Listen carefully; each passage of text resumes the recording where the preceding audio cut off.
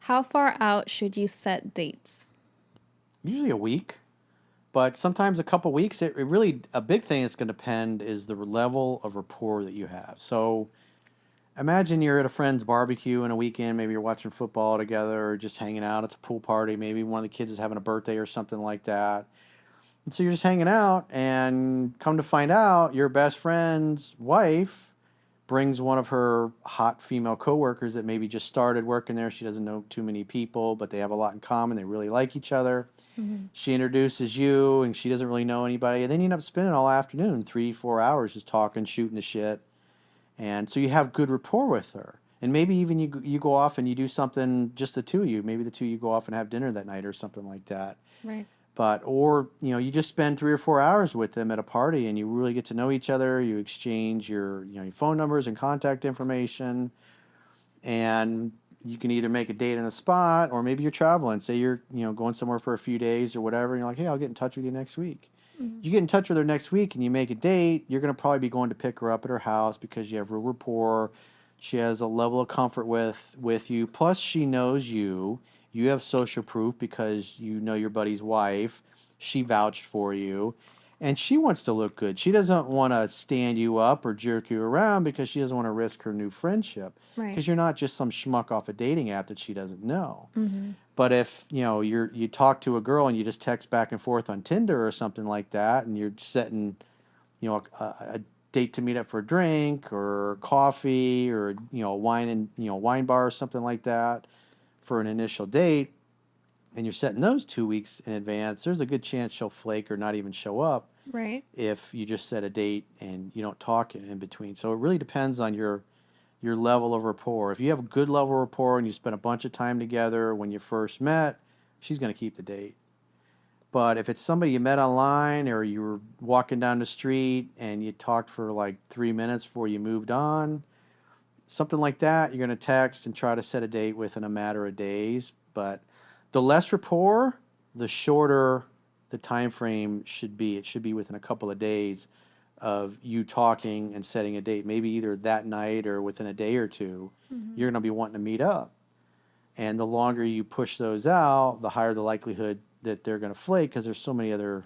I mean, women have all the advantage on a dating app, Right. and something like 80% of the women find the majority. They only think like I think it's like under 20% of the guys they think are even attractive on the Mm-hmm. dating apps. So most women are not even interested or find the men attractive that are on there. And if you're a decent looking guy that's 6 feet or taller, you're going to come up in most of the searches and you're going to clean up. Mm-hmm. But if you're an average guy or you're under 6 feet tall, you're basically going into you're fishing in a pond where there's a lot of other people that are fishing that same pond Mm-hmm. versus going and hanging out at your buddy's house that weekend. It's like you're the only dude fishing there because most of the other people at the party might be single and there might be 2 or 3 other guys there that are single, but they got no game Right. and she doesn't like them anyways. It's like you're going to be the one setting creating the rapport, and she's going to be spending time with you, and those are always the best ways to meet. I don't I never had a single woman that I met with online dating that turned into a long-term relationship. All the magical ones always happen randomly in the most unexpected ways. Yeah. Whether I was traveling or I just stopped by a friend's house to hang out for a little bit and you meet somebody there, or you meet some friends out for a drink or for dinner and there's other people there you don't know, Mm-hmm. and it's just boom, chemistry happens. So if you're meeting somebody in your peer group and them doing a bad job or dicking you around or jerking you around gets back to other people in the group, it's going to make her look bad. So she's Mm-hmm. not going to do that. But if you just bumped into her on a street or a dating app, she doesn't know you. She doesn't know anybody that knows you. You have no connection at all. Right. So those should be within a couple of days. You should be meeting. Or if you set a week in advance, like say you met a girl on Tinder and you're like, hey, I'm going to be gone, but 2 weeks, I'd like to see you when I get back. Mm-hmm. And so say you make a date for 2 weeks in advance. One thing you could say is like the day of the date, hey, I'm, going to be running late tonight. Instead of meeting at 7, can we meet at 7:30? It'd be a little better for me. Does that work for you?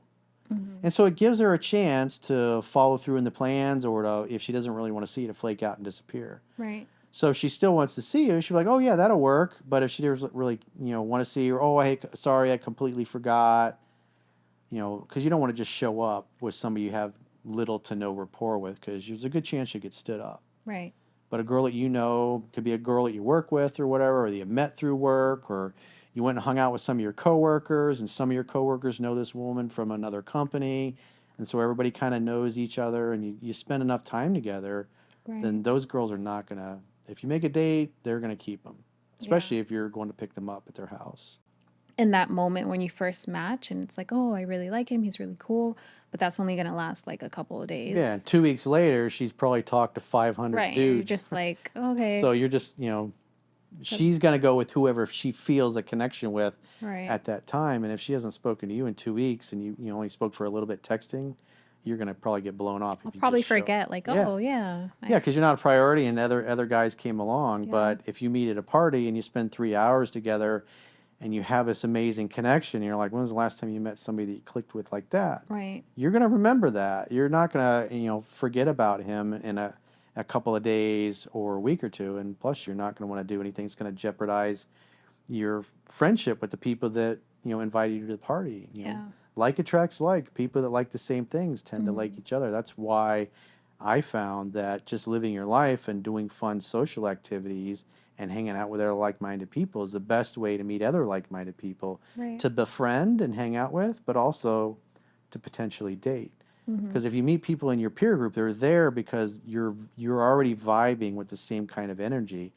And then when you start talking, you find out that you have all these things in common that you both like, and it's because, again, a universal principle, like attracts like. Water seeks its own level. Yeah. If you're somebody that loves boating and stuff, sailing and being on the water and jet skis and all that, and you join a yacht club and you're hoping to find a girl to be your, second mate to go out in your boat with, or your other jet ski, and Right. she knows or belongs to the yacht club as well, she's probably going to have a boat or comes from a family of people that are boaters. So when you start talking about boating and this, she has things to talk to you about. She knows how to tie different knots, and so when you pull up to the dock, she knows how to Right. tie the rope to the cleat and stuff, and doesn't Hmm. just look at you like, Right. what do I do with this? What's Yeah. this for? What's Yeah. a fender? Yeah.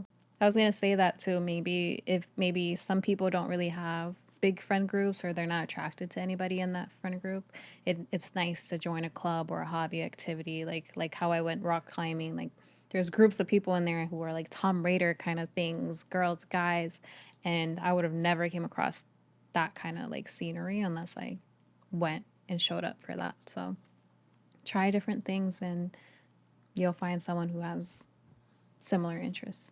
Yeah, because if you're having fun, you're going to smile more, you're going to be happier, you're going to be more relaxed, you're going to be calmer, Mm-hmm. you're going to be more inclined to joke around because you feel good. Yeah. But if you're somebody that hates drinking and yet you want to meet a girl to date and none of your friends, like to go out, maybe they're all married or whatever, Right. and you don't really like to drink, but you're like, well, there's always cute single girls at this bar down the street. Let me go there and maybe I'll meet somebody. Mm-hmm.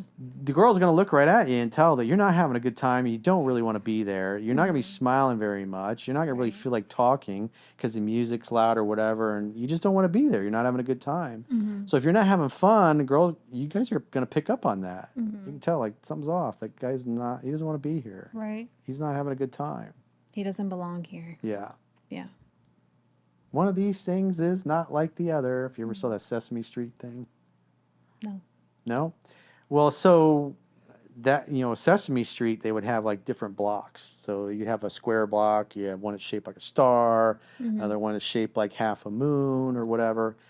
And so they would say, one of these things is not like the other. So in other words, you're trying to figure out which thing doesn't belong with this group of very similar things. Oh, okay. And so for little kids, it's helping them figure out that, oh, the square peg does not go in the round hole. Mm-hmm.